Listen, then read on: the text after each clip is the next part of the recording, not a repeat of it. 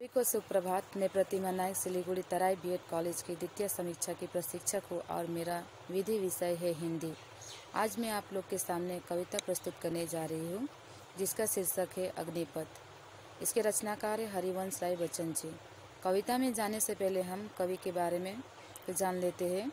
कवि हरिवंश राय बच्चन जी का जन्म 27 नवंबर 1907 ईस्वी में इलाहाबाद में हुआ था। ये हिंदी भाषा के प्रमुख लेखक और कवि थे। इनकी प्रमुख कृति मधुशाला है।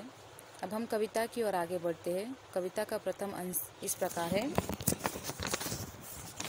अग्निपथ अग्निपथ अग्निपथ, वृक्ष हो भले खड़े, हो घने हो बड़े, एक पत्र छा भी, मांग मत मांग मत मांग मत। अग्निपथ अग्निपथ अग्निपथ। कवि हरिवंश राय बच्चन जी यहाँ कहना चाहते हैं कि हमें अपने जीवन में हमेशा कर्म करते ही रहना है। हमारे सामने चाहे जितनी भी कठिनाई क्यों ना आए, हमें कभी रुकना नहीं चाहिए। अपने कर्म के पथ पर चलते हुए अगर हमारे मित्र या संबंधी हमें सहायता देने की कोशिश करते हैं तो हमें उसे नहीं स्वीकारना चाहिए। ये सब हमारे कर्म के पथ पर बाधा डालती है, जिससे कि हम अपने कर्म के पथ पर आगे नहीं बढ़ पाते हैं। कविता का दूसरा अंश है। तू न थकेगा कभी, तू न थमेगा कभी, तू न मुड़ेगा कभी, कर शपथ कर शपथ कर शपथ। अग्निपथ अग्निपथ अग्निपथ। कवि हरिवंश राय बच्चन जी यहाँ कहना चाहते हैं कि हमें अपने कर्म के पथ पर हमेशा चलते ही रहना है। कर्म के पथ पर चलते समय हमें कभी भी नहीं थकना है।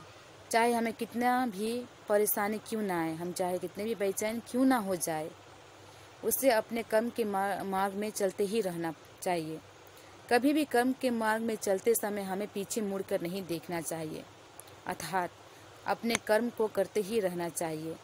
आगे कवि कहना चाहते हैं कि मनुष्य को अपने जीवन में शपथ लेनी चाहिए कि वह कभी भी अपने कर्म के मार्ग से कभी भी मुड़ेगा नहीं, चाहे उसके रास्ते में कितने भी कठिनाई क्यों ना आ जाए।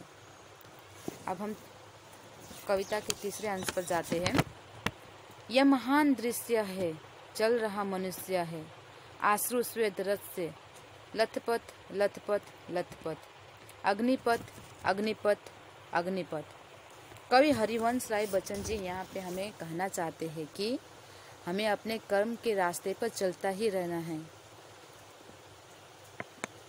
तो जब कोई भी मनुष्य अपने कर्म के मार्ग में चलता है तो उसे धूल, आंधी, तूफान जैसे सामाजिक स्थितियों का सामना करना पड़ता है।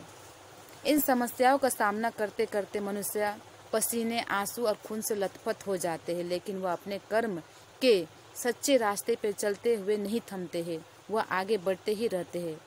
कवि यहाँ कहना चाहते हैं कि इस तरह से जो मनुष्य अपने कर्म के सच्चे मार्ग में चलते हैं उसे देखना एक महान दृश्य होता है, जो कि एक अनुभव यह करता है कि वह कितना कठिन परिश्रम करके आगे बढ़ रहा है।